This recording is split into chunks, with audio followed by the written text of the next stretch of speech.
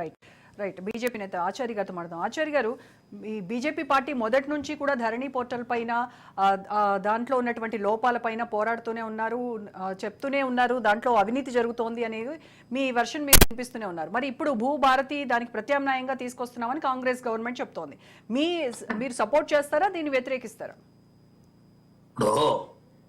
ప్రభుత్వాలు మారినప్పుడు, కొత్త ప్రభుత్వాలు వచ్చినప్పుడు ప్రజలకు సులువైన పద్ధతులలో మేలు చేయాలని ఏ ప్రభుత్వం అన్నా ఆకాంక్షించవచ్చు.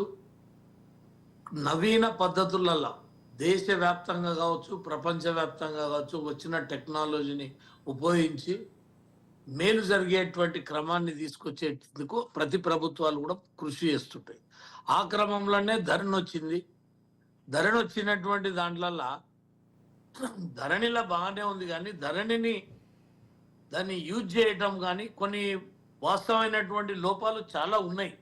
అంటే ప్రభుత్వాలు ఏంటంటే ఒకటి తీసుకొచ్చినప్పుడు దాంట్లో ఉన్నటువంటి తప్పులని ఎత్తి చూపినప్పుడు దాన్ని రెక్టిఫై చేసేటువంటిది ప్రభుత్వము చాలా స్పీడ్గా అధికారులతోటి దాన్ని రెక్టిఫై చేయాలి.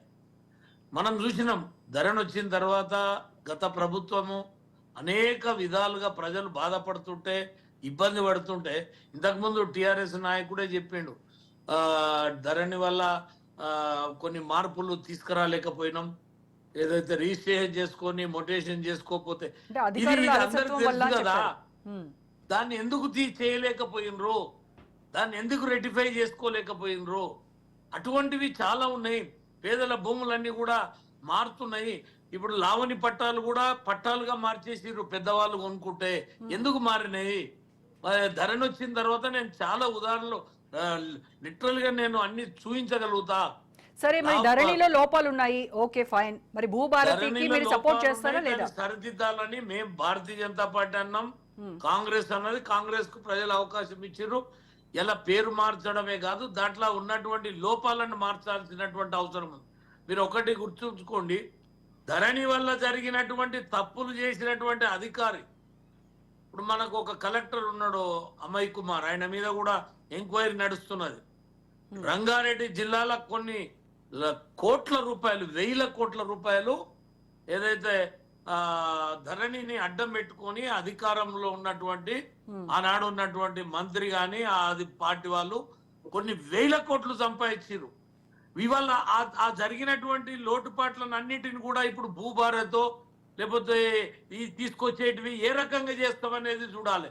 రెండవది ఏంటంటే ఆనాడు ధరణిలా టెనెంట్ అంశం లేకుండా చేసేసారు, టెనెంట్ యాక్ట్ ని నిర్వీర్యం చేసారు. రెండవది ఏంది, కాస్తు కాలం ఎత్తేసారు. ఎలా 50 ఏళ్ల సంది కాస్తులు ఉన్నటువంటి వ్యక్తికి కోర్టుకోతే తనకు ఏదైతే న్యాయం జరగాలో అది జరగకుండా ఒక పత్రం దొరకకుండా చేసారు. ఇవన్నీ కావాలని ఒక వర్గము పేద వర్గాల భూములను కబలించుకోవాలని చేసింది వాస్తవము. కాబట్టి నేను అనేది ఏంటంటే ఇవాళ కలెక్టర్లు ఒకరికి అధికారం ఇస్తే కొన్ని లక్షల ఫైళ్లు పెండింగ్లు ఉన్నాయి. ఈ సంవత్సర కాలంలో అవన్నీ అట్లే ఉన్నాయి. అంటే కొంతమంది చనిపోయారు తిరిగి కలెక్టరేట్ల చుట్టూ. వాళ్ళ ఎంఆర్ఓ అవినీతి చేస్తున్నాడు. ఎంఆర్ఓ దగ్గర 5,000, 10,000, 50,000 అయిపోయేది కలెక్టర్ దగ్గరకు వచ్చేటాలకల్లా లక్షల డబ్బులు కావాల్సి వస్తున్నది. దానికి పై రికార్డు కావాలి, దానికి ఒక రూలింగ్ పార్టీ ఎమ్మెల్యే కావాలి, మంత్రి కావాలి. ఇక వాటి భూమి సగం వీళ్ళకే పోతుంది, భూబకాసురులకు. ఈ భూభారతి కన్నా భూబకాసురులకు ఎక్కువ పోతున్నది. నేనేమని చెప్తున్నా అంటే ఎంఆర్ఓలకు సరైన నిర్దేశాన్ని ఇచ్చి అక్కడ కరెక్ట్ చేయకపోతే, తప్పు చేస్తే మీ మీద యాక్షన్ తీసుకుంటామనాలే. వాడు తప్పు చేయకపోతే ఆర్డీఓ దగ్గర ఎత్తుకోతాడు, ఆర్డీఓ తప్పు చేస్తే కలెక్టర్ దగ్గర ఎత్తుకోతారు, ఫిర్యాదు చేసుకో. ఈ అవకాశాలు లేకుండా ఒక్కటే కలెక్టర్ దగ్గర పెట్టి పేద ప్రజల్ని మొత్తం ఇబ్బందికి గురి చేసినటువంటి దాన్ని ఏ రకంగా మారుస్తారు? ఇవాళ భూభారతిలా ఇవాళ పేద వర్గాలకు ఏం జరుగుతున్నది? ఇవాళ ఇంకొకటి కానికి వైట్ పేపర్ మీద రాసుకొని కొనుక్కున్న వాళ్ళు చాలా మంది ఉన్నారు. కేసీఆర్ గవర్నమెంట్ కంటే ముందు కాంగ్రెస్ గవర్నమెంట్, రాజశేఖర రెడ్డి గవర్నమెంట్ పొద్దు వాళ్ళు ఎవరన్నా వైట్ పేపర్ మీద రాసుకునే ఉంటే ఆన్లైన్ లో అప్లై చేసుకోరంటే అప్లై చేసుకోరు. 10 సంవత్సరాలు అయింది ఈయన వచ్చినాక. ఒక్కటంటే ఒకటి వైట్ పేపర్ మీద రాసుకొని ఒప్పుకొని డబ్బులు తీసుకున్నటువంటివి కూడా అయితే చేయలేకపోయింది. ఆచార్య గారు ధరణిలో ఉన్నటువంటి లోపాలన్నీ కూడా సవరించుకొని కొత్త బిల్లును తీసుకొస్తూ ఉన్నారు కదా కాంగ్రెస్ ప్రభుత్వం. మరి ఒక నిమిషం లెట్ మీ కంప్లీట్. బీజేపీ ఒక నిమిషం అండి. ఈయన పెట్టుకుంటే ప్రజలకు ఇబ్బంది జరుగుతుంది. నేను అనేది బీజేపీ ముందు నుంచి రైతుల ప్రతిపక్షాలను సంక్షేమం కోసం కూడా పనిచేస్తున్నటువంటి పార్టీ అని చెప్తారు కదా. మరి మీరు ఈ బిల్లును ఒకటే క్వశ్చన్ అండి, బిల్లును సపోర్ట్ రైతులు చేస్తారా లేదా? రైతు సంఘాలు ఆచార్య గారు తీసుకోవాలి. అవన్నీ వద్దు, మీరు బిల్లును సపోర్ట్ మేడం. చేస్తారా లేదా? రేపు అసెంబ్లీలో మేడం, జరగబోయేటువంటి అంటే చర్చలో ఏం మీ చేస్తారు ఎమ్మెల్యేలు వాళ్ళు? పార్టిసిపేట్ ఆయన చేస్తారా ఇష్టం లేదా? ఉన్నది ఆయన పెట్టుకున్నాడు, ఈయన ఇష్టం ఉన్నది ఈయన పెట్టుకుంటే మేము సపోర్ట్ చేస్తాం కాదు. దాన్ని నిర్దిష్టంగా క్షుణ్ణంగా పరిశీలిస్తాం.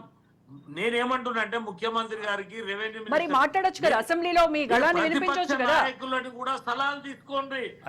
ఆచారన్న వాళ్ళు ఇచ్చే సూచనలు తీసుకోవాలి. ఆచారన్న మిమ్మల్ని డిస్టర్బ్ చేసిన సారీ, మంచి అడ్వైస్ ఇస్తే ఈ ప్రభుత్వం తీసుకోవడానికి ఆల్వేస్ వెల్కమ్, 100% తీసుకుంటాం. దాని గురించే మేము 3 months టైం ఏమంటున్నా, తీసుకుంటున్నాము. ఆల్ పార్టీ మీటింగ్ పెట్టాలి, రైతు సంఘాలతోటి మీటింగ్ పెట్టాలి, రైతులతో ఆల్రెడీ ముసాయిదా బిల్లు ఆగస్ట్ 2నే పెట్టారు కదా. ముసాయిదా బిల్లు పెట్టి అది ఆన్లైన్ లో జరగాలి, యా, ప్రక్షాళన చర్చలు. జరగాలి. ప్రజలు బాధపడ్డది గ్రామాలలో ధరణి వల్ల ఏం నష్టం వచ్చిందో గ్రామాలలో చౌరస్తల దగ్గర రెవెన్యూ అధికారులు నిలబడి రాసుకోవాలి. మేము అవన్నీ కూడా గ్రామ సభలు ప్రభుత్వం పెట్టబోతున్నాం మేడం. వెరిఫికేషన్ చేయాలి. గ్రామ సభలు పెట్టబోతున్నాం, పబ్లిక్ నుంచి ఇన్ఫర్మేషన్ తీసుకోబోతున్నాం. పెట్టాలి. రైట్ పెట్టమనే అంటున్నాం మేము. ఓకే రైట్ అండి. అన్ని ఓకే పార్టీల ఆచార్య గారు, యొక్క సజెషన్స్ తీసుకోవాలి. ఎస్ మళ్ళీ మాట్లాడతాను.